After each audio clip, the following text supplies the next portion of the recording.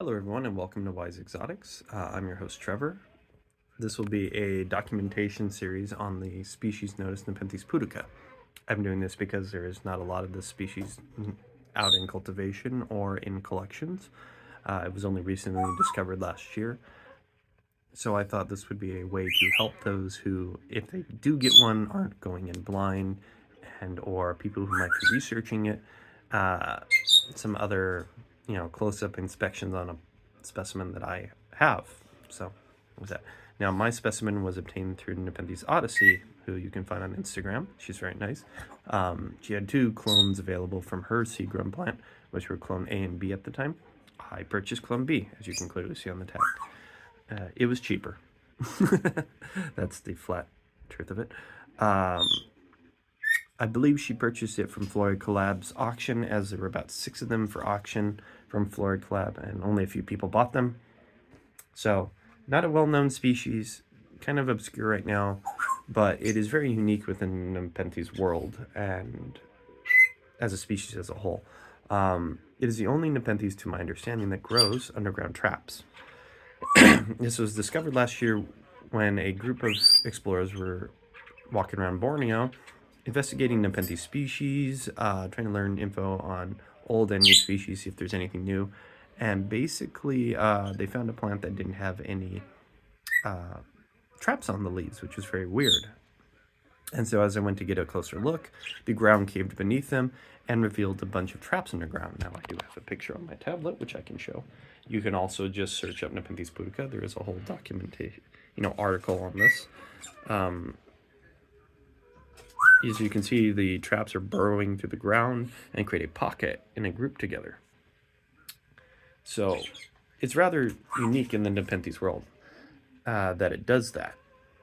From what I talked to Nepenthes Odyssey, it also likes to create basils, mainly in the root system. So basically, from the root, a basil pops out, which is rather weird. This could be a mutation and whatnot, but it seems to help the species thrive. So, some interesting aspects of the specimen I have, I would point out, is it has fuzz on the leaf. You might be wondering, why do we care about fuzz?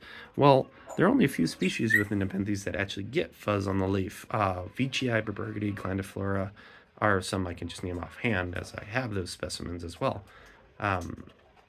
So, the theory behind the, I believe they're called epilem or emblems. Basically, the theory behind the fur on the leaf, the nodes and whatnot, is it traps moisture. And in doing so allows the plant to keep the humidity around it at a higher rate, even when the humidity is lowering. So it basically gives it a little longer time to get more moisture. It's that simple. It has a nice paddle-shaped leaf. The trap here, which you can see, is already starting to get some flecks of the coloration that I showed on the picture. The traps are actually quite large in comparison to their leaf size, so it is about the same size as the leaf, if not a little bigger. So they are quite impressive in that aspect. I would state that if you're going to get the species, get a transparent pot or a clear glass globe to grow it in. As you saw, the traps get really big and they all cluster together, so you might want to get something that's a deep pot that's fairly wide and just leave this plant to do its thing. The reason I also state that is not only can you observe the traps growth or basil growing in the roots, you also then, if there are basils, allowing them to get some sunlight, which allows the plant to get a little stronger, a little more nutrients from that aspect. How would you feed this plant, you might be wondering, if it has underground traps? I would suggest nematodes, or any ground-dwelling insect that is friendly to Nepenthes. There are nematodes that are plant safe. They grow and live in these soils and or potting mixture. You could add those to sphagnum moss or whatnot, and they'll just grow and live in there and fall in the trap and feed your plant. So that's one aspect of a way you could feed it naturally through the underground trap method. Currently, I'm just giving it a light amount of fertilizer on its leaf and a little bit of beta fish pellets in the trap here. I do it every 2 weeks, and it seems to be growing fine and healthy. Temperature range is 60 to 75, though I've had hit low 80s in here due to a recent heat wave, but I kept it fairly cool. Currently, right now in this room, it is 68 degrees Fahrenheit. Yeah.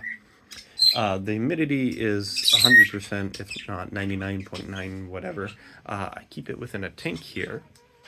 If you're new to my channel, I have a tank set up for my more sensitive Nepenthes, such as Diabolica, Hamadas, things like that. Also lowland species which need higher humidity. So they all seem to get along together. Now, my Pudica goes right in this area here, next to a Northiana and Albomaragonata, which are also slow-growing lowland species. Nepenthes Pudica is a lowland species, so keep that in mind. It doesn't like it too hot, I've noticed, but it is a very slow to grow Nepenthes, so keep that in mind if you do have one or are looking at getting one. It is not going to get very big very fast. It'll grow at a very slow rate, but even at this size, from what I talked to Nepenthes Odyssey about, she said it's not uncommon for it to start putting out basils already. So I just peek in, and pull it out, and check around the sides, and even kind of like, move the moss around. As you can see, I've moved around a bit, just trying to see if there's anything growing underground yet. Doesn't seem to be at this point in time. If I do have basils, I'll try to make cuttings of them and show cutting and potting of them and how they are doing. But at this time, it's just a single clone, which is clone B. So I hope this video is informational and has helped those who are researching or looking at Nepenthes Pudica. If there are any other video or species requests of any of the specimens I have within my collection, I'm more than happy to try to do a video of them. Thank you. Have a nice day.